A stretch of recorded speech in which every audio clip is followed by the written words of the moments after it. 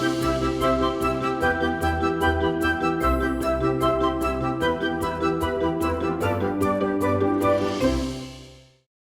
साथ जुड़ चुके हैं Sanjay Sinha ji, founder citrus advisers से। संजय सर, पहले तो बहुत बहुत स्वागत आपका कि आपने अपना महत्वपूर्ण समय मनी9 के लिए निकाला। और सर, अभी हम लोग बात कर रहे थे बाजार को लेकर के, राहुल अरोड़ा जी हमारे साथ मौजूद थे। आप कैसे देख रहे हैं सर, इस समय बड़ी लोगों के मन में असमंजस है। हालांकि पिछले 3-4 कारोबारी सत्र में स्थिरता आई है, लेकिन बहुत ज़्यादा वॉल्टिलिटी बाजार में देखने को मिली। अभी 4 जून को लेकर के आपके मन में क्या कुछ चल रहा है? क्या जो आम निवेशक है उसको कैश पे रहना चाहिए, एक बार नतीजे आ जाएं उसके बाद पोजीशन बनानी चाहिए, या थोड़े थोड़ा करके अभी से खरीदारी करनी चाहिए? स्ट्रेटजी कैसे प्लान करें इस समय बाजार के अंदर? तो देखिए, बाजार किसी भी लेवल पे 3 महत्वपूर्ण फैक्टर्स पर डिपेंडेंट रहता है जी। शॉर्ट टर्म में बाजार पे इवेंट्स का प्रभाव रहता है, मीडियम टर्म में लिक्विडिटी का, और लॉन्ग टर्म में वैल्यूएशन। आज हम जहां खड़े हैं, हमारे आसपास एक इवेंट है जो गुजर रही है, जो कि चौथी तिमाही के क्वार्टरली रिजल्ट्स हैं। एक तो वो इवेंट है, दूसरा और उससे बड़ा इवेंट है जो कि सामने 4 जून को इलेक्शंस का रिजल्ट आएगा। वो एक बड़ा इवेंट है, और मैं समझता हूं उसके 1 महीना 1.5 महीना के बाद जो इंटरिम बजट प्रस्तुत किया जाएगा वो भी एक मेजर इवेंट। तो चूंकि ये सारे इवेंट्स जो हैं वो अनसर्टेनिटी पैदा करते हैं, इसलिए मैं बहुत ज्यादा आश्चर्यचकित नहीं हूं कि बाजार कोई भी डायरेक्शन लेने में कतरा रहा। जैसे जैसे हमारी क्लैरिटी बढ़ेगी, जैसे कि क्वार्टरली रिजल्ट्स के सारे नंबर सामने आ जाएंगे, और जैसे जो इलेक्शन के रिजल्ट्स के आउटकम सामने आएंगे, मुझे लगता है कि बाजार के बाद एक क्लियर डायरेक्शन पकड़ेगा। और डिपेंडिंग ऑन कि इलेक्शन का आउटकम क्या है, बाजार ये अटकलें लगाने शुरू करेगा कि अगला जो इंटरिम बजट है में क्या पॉलिसीज जाएंगे। तो उसके बाद मेरे ख्याल से शॉर्ट टर्म में बाजार का एक डायरेक्शन। और जैसा कि मैंने कहा कि मीडियम टर्म में लिक्विडिटी का प्रभाव रहता है, तो हम देख रहे हैं कि एफआईआई की सेलिंग बहुत ज्यादा है, लेकिन अगर डोमेस्टिक बाइंग देखी जाए तो वो बहुत स्ट्रांग है। तो ये दोनों फैक्टर्स एक दूसरे को काउंटर बैलेंस करते हैं। मान लीजिए कि एफआईआई की सेलिंग रुक जाए या पॉजिटिव हो जाए, तो फिर हो सकता है कि मीडियम टर्म में बाजार का डायरेक्शन अपवर्ड हो जाए। रही तीसरी फैक्टर जो रही वैल्यूएशंस की, तो भारतीय बाजार आज बहुत सस्ते तो नहीं है, लेकिन जिस तरह की ग्रोथ ट्रेजेक्टरी हमारे कंपनीज ने दिखाया है पिछले 1 साल में, और खास करके पिछले कुछ रिजल्ट्स में, उसको देख के तो ऐसा ऑप्टिमिज्म बनता है कि हमारी मार्केट जो है वो इस लेवल से और ऊपर जाएगी। ठीक, तो ये रणनीति यहाँ पर आप लोगों को अपनानी चाहिए। संजय जी का कहना है बहुत सारे फैक्टर्स हैं, तो एक बार थोड़ी सी क्लैरिटी जो है वो चुनाव के नतीजों के बाद देखने को मिलेगी, फिर अंतरिम बजट से उम्मीदें होंगी। तो जैसे जैसे स्पष्टता आती जाएगी, वैसे वैसे बाजार अपनी दिशा जो है वो तय करता हुआ दिखाई देगा। अभी थोड़ी देर पहले सर हम लोग बात कर रहे थे पीएसयू को लेकर के राहुल जी के साथ, तो आपसे भी वही सवाल रहेगा, क्योंकि यहाँ पर काफ़ी अच्छी रैली आ चुकी है। अभी अगर हम बात करें रेलवे शेयरों की, जिसमें काफ़ी शानदार मूव देखने को मिला है, पावर शेयरों की जिसमें काफ़ी अच्छी तेज़ी देखने को मिली है, यहाँ पर आपका व्यू क्या निकल करके आ रहा है? और अगर आप कुछ स्पेसिफिक नाम लेना चाहें तो आप ले सकते हैं, क्योंकि अनयूजुअल मूव देखने को मिले हैं। लेकिन राहुल जी कह रहे थे कि ये लोग चले भी नहीं थे लंबे समय से, तो अभी यहाँ पर अपसाइड दिखाई दे रहा है। अगर गवर्नमेंट रिपीट होती है तो रेलवे और पावर, इन 2 सेक्टर्स पे आपका व्यू क्या निकल के आ रहा है? तो विपुल जी, देखिए, मार्केट में कोई भी डायरेक्शन पकड़ने के लिए किसी बड़े सेक्टर का पार्टिसिपेशन जरूरी है। आज जिस थीम की हम बात कर रहे हैं, पब्लिक सेक्टर, वो अपने आप में काफी बड़ी थीम है, क्योंकि इसके अंदर ऐसे तो बहुत सेक्टर्स आते हैं, लेकिन 4 सेक्टर्स ऐसे हैं जो मुख्यतः पीएसयूज को आज लीड कर रहे हैं। एक तो बैंकिंग, खास करके पब्लिक सेक्टर बैंकिंग, दूसरा डिफेंस, तीसरा पावर, और चौथा जो है वो है माइंस एंड मिनरल्स।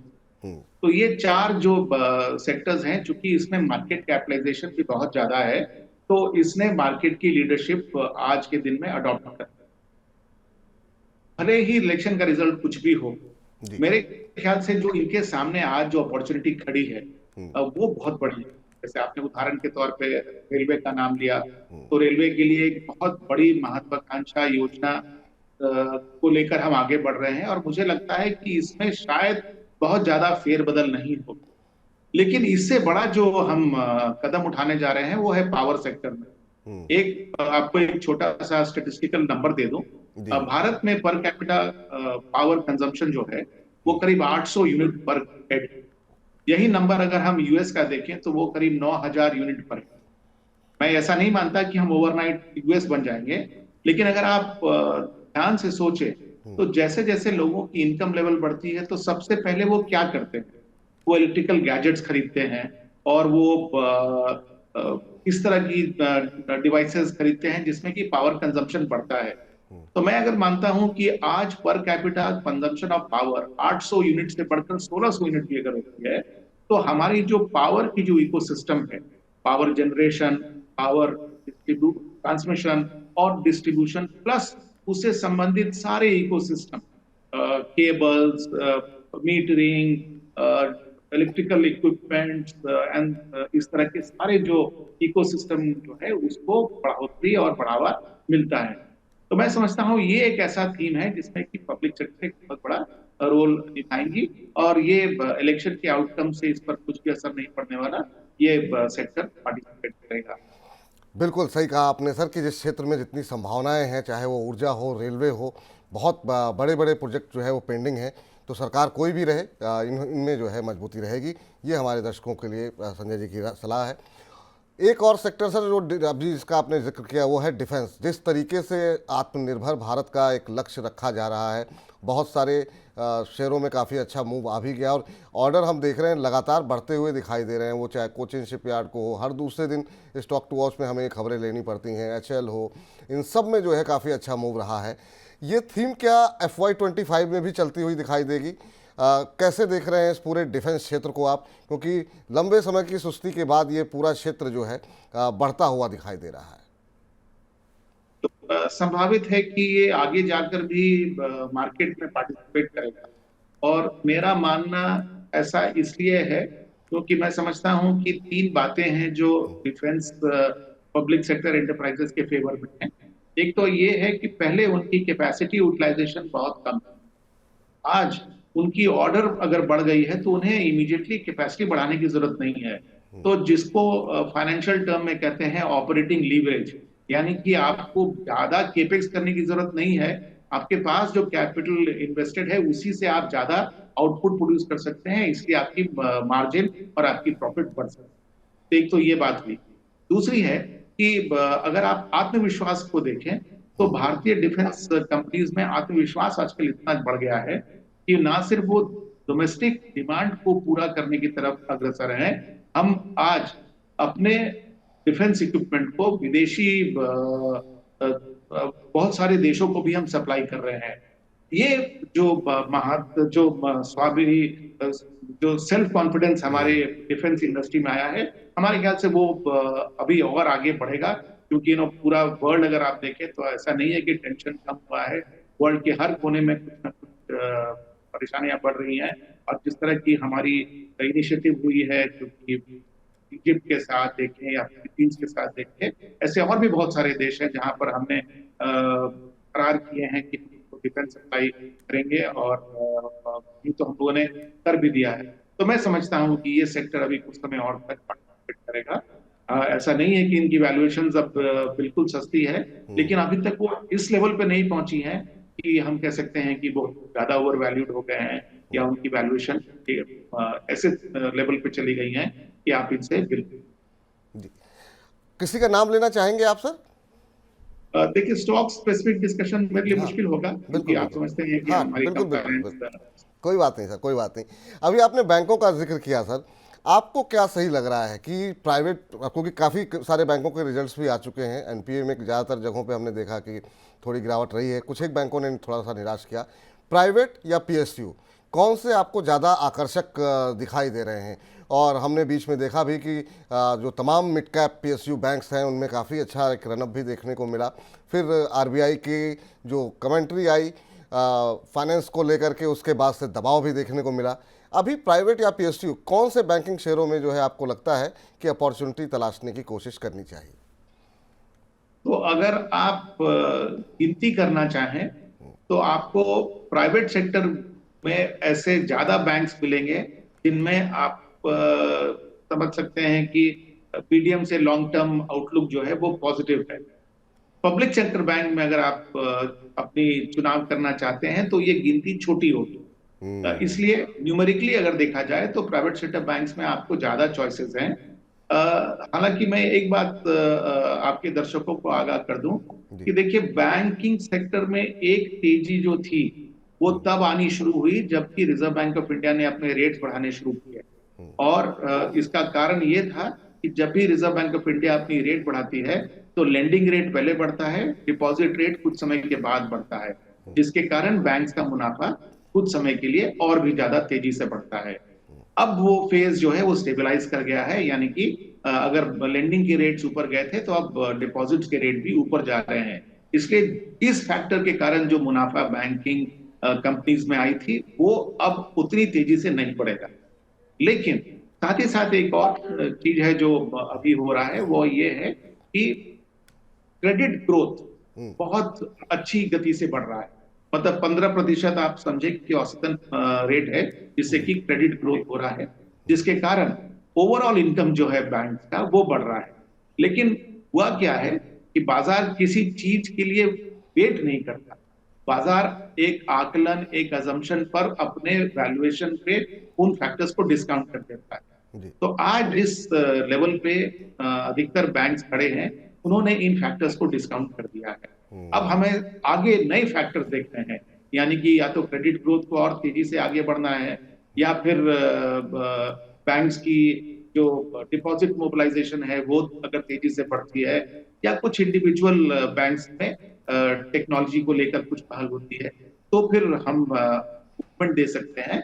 लेकिन मुझे लगता है कि कुछ समय तक एक समझ सकते हैं कि एक फ्लैटिश या फिर market related performance banking sector से देखा जाए। जी, एक लास्ट सेक्टर आपसे डिस्कस करना चाहेंगे और वो है ऑटो सर। ऑटो के अंदर हम देख रहे हैं कंपनी के काफ़ी ज़्यादा कंपनियों ने जो है काफ़ी अच्छा प्रदर्शन किया है, लेकिन रूरल डिमांड जो है नहीं दिखाई दे रही। अब बड़ी बड़ी गाड़ियां बिक रही हैं, स्विच ज़्यादा बिक रही हैं। हाल फिलहाल में M&M जैसी कंपनियों के भी नतीजे काफ़ी शानदार रहे और मूव भी काफ़ी अच्छे देखने को मिले हैं। लेकिन भविष्य क्या लग रहा है आपको? और चूंकि मानसून को लेकर के इस बार कहा गया है कि अच्छा रहेगा, तो क्या रूरल डिमांड आपको दिखाई दे रही है आने वाले समय में? टू व्हीलर क्या फिर से जो है ग्रामीण क्षेत्रों में बिकते दिखाई देंगे? आपकी क्या उम्मीदें हैं सर?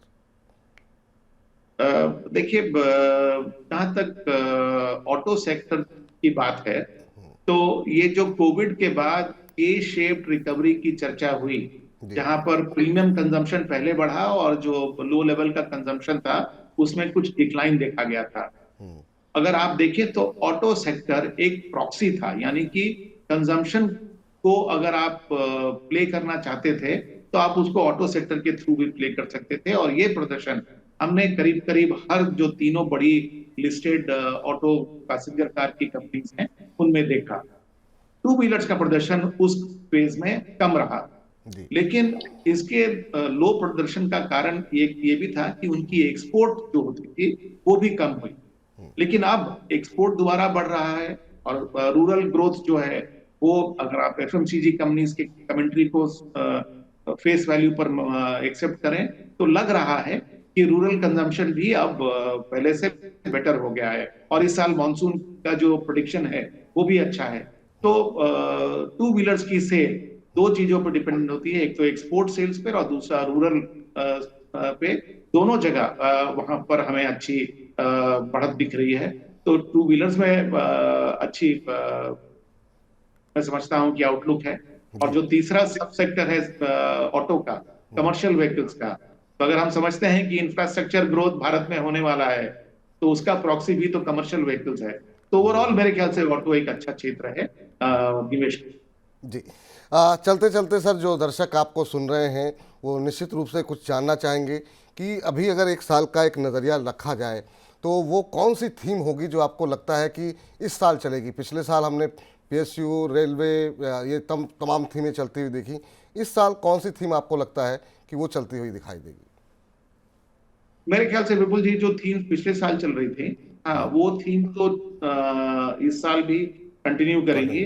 लेकिन एक थीम है जो कि बहुत ज्यादा प्रदर्शन पिछले साल नहीं दिखा पाई, लेकिन इस साल संभव है कि वो अच्छा प्रदर्शन दे।